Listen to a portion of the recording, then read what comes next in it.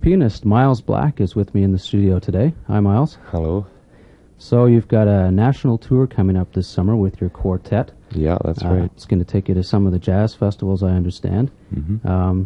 Tell me a little bit about the tour. It's a Canada Council-funded tour of the eastern Canada provinces and spreading all the way back to Victoria. Back to Victoria? Yeah. So you're finishing up in Victoria? Yeah, we're actually finishing in Vancouver, but it goes as far west as Victoria. Oh, I see. And So what cities are you going to be taking in on the tour? we start in Winnipeg, and then we go to Quebec City for 3 days, and then we go to Toronto for a couple of days, and then we do the Prairie Provinces all the way over to Victoria, then to Vancouver, and then a week later we head over to Montreal. So it's sort of back and forth, zigzagging across the country? Yeah, that's right. And are these all jazz festival dates? Mm-hmm. They're all, I believe, Du Maurier Jazz Festival dates in Canada. Right.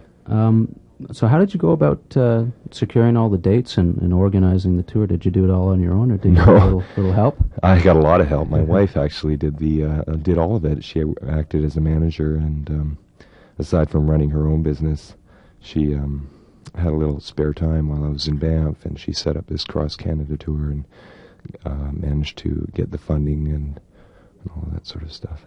Is that a lengthy kind of process? Yeah, it's a lot of work, and it's ongoing. I mean, she's still in the processes of making hotel accommodation reservations and all, and there's just so much work that goes into it. It seems like it really never ends. What do you have to do to get the grant? Do you submit music and a detailed outline, a proposal? Yeah, we make a demo tape, and then we put together a biography of the band, and a photograph, and based on that, it goes to a panel of judges, and I don't know if it might even go to a couple of panel of judges. It's fairly rigorous detailing that goes into it. Well, you've got an excellent group with you. I've actually seen you guys play. You've got a great lineup. How did you get the group together, and how did you choose each of the players? I've been in a trio with Miles Hill, the bassist, and so I was very familiar and comfortable with his work, and Claude Ranger, the drummer, and Miles and I had worked as a rhythm section for Kate Hammett Vaughan's band 3 Hits and a Miss, and Tom and I had a duo that we've been working on various duo settings, and that's always been very successful. That's Tom Keenley's. Yeah, Tom Keenley's side, the saxophonist and flautist, and then also we're in Skywalk together, so we have a natural musical rapport. And then I just decided, well, I'd love to assemble a band, but a quintet. I mean, for a leader of a band, making phone calls to organize rehearsals and this and that, it was hard enough with a trio. So yeah, I bet. And the quintet. Quintet, well, it's just that one extra guy. It's an extra variable. So you didn't even think about it? No, four is great. Four is good. Yeah. And how long have you guys been together? Well, not too long now. I mean, we did our first gig, I think it was just a few months ago at Elm Street Cafe. So we really haven't been, possibly I'd say since Halloween of last year. Halloween? Yeah. Is that, I noticed, in fact, the tune that we're going to play today is Halloween Blues. Yeah. Any significance there? Yeah, sure. Yeah. I wrote that on just minutes while I was getting my daughter into her little outfit for Halloween. I kind of sat down and penciled it out really quickly before the Glass Slipper gig. So. And you played it that night? And then we played it that night with the quartet. Yeah. Tell us a little bit about the tour in Russia. Sounds like an interesting thing. Mm-hmm. That was a month with Paul Horn's band, and we arrived in the airport with literally acres of equipment. And I remember a Lada came to pick us up. And it was so typical of the whole thing there at the time. It took us a long time to get out. I think we almost didn't make it out of Russia. It was slightly rough at the time, but it was great. The Russian people are beautiful, and the country's incredible. So we had an amazing time. I'm ready for anything now. Yeah. I'm absolutely ready. So that was good training in a non-musical sort of sense. So this tour is a significant event in your career. It seems to be anyway. Yes.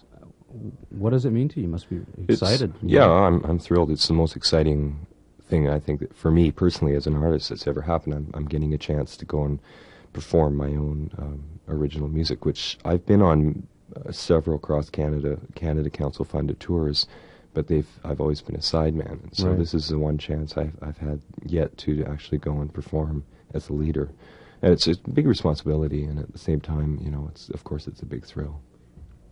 You gave me a little bit of insight on some things you might be doing later on in the year. Do you have any? I mean, obviously, front and center right now is the tour, but do you have any plans for after that? Anything interesting coming up? Well, I've got the most interesting thing I have coming up is a gig in New York City in November, and then with Kenny Coleman. So that's going to be something for me to get a chance to go there. Wow. It's going to be that's another great opportunity in 1 year. Yeah. And as far as the quartet goes, we're always putting things in the works for the future. Hopefully Europe or an American tour. So you just last month, or was it this month? You finished doing When the Rains Come. We just finished that. Yeah, I was in the orchestra for that. That was a great show. Yeah. And that was every night of the week? Almost, except for Sundays. That was a piece written by Anne Mortifi and Ed Henderson. Mm-hmm. Yeah. And a big cast? Yeah, fairly large cast. Yeah, great show, and really interesting music for me to do. Yeah. Yeah. And you were right down in the pit. That's right. 10 feet down. Huh? Yeah. Wow, that sounds great. So what have you got coming up this month? Anything in Vancouver? I've got a gig at the Alma Street Cafe on the 18th of May with Tom Keelyside, and Roger Baird and I will be doing a duo free jazz on the 27th at Slipper, and then on the 28th I'll be there with Kate Hammett-Vaughan, and Kate will be singing the music of Cole Porter. Wow, that sounds great. Yeah. So anybody that wants to come out and see you this month, there's a couple of things to check out. Right. So that's great. I'll be out probably for the Cole Porter one. Great, I like his music. Absolutely. Well, thanks a lot for coming in and talking to us today. And, okay, thanks a lot, Keith. Good luck with the tour. I Yeah. think it sounds great. I'd love to be in Montreal to see you. All right. Thanks a lot, Miles. Bye-bye. Bye-bye.